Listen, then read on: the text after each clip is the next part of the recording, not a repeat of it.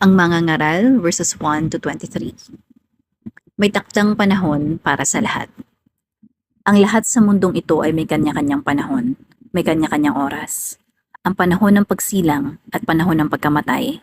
Ang panahon ng pagtatanim at panahon ng pagbunot ng tanim.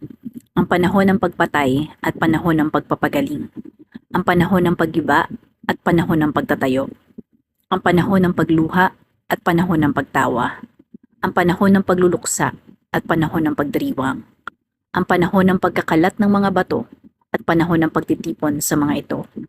Ang panahon ng pagyayakap at panahon ng paglalayo.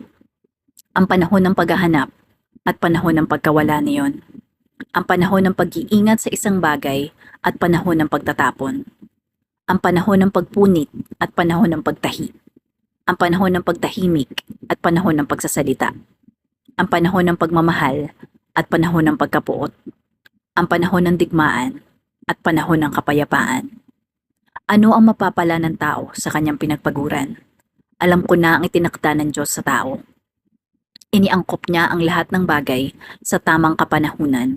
Ang tao'y binigyan niya ng pagnanasang alamin ang bukas, ngunit hindi binigyan ng pagkaunawa sa ginawa ng Diyos mula pa simula hanggang sa wakas.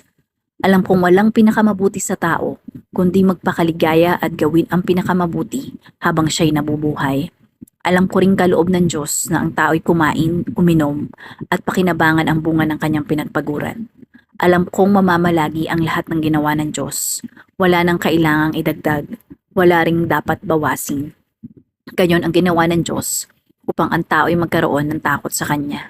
Lahat na nangyayari ngayon ay nangyari na noong una. Gayon din ang magaganap pa.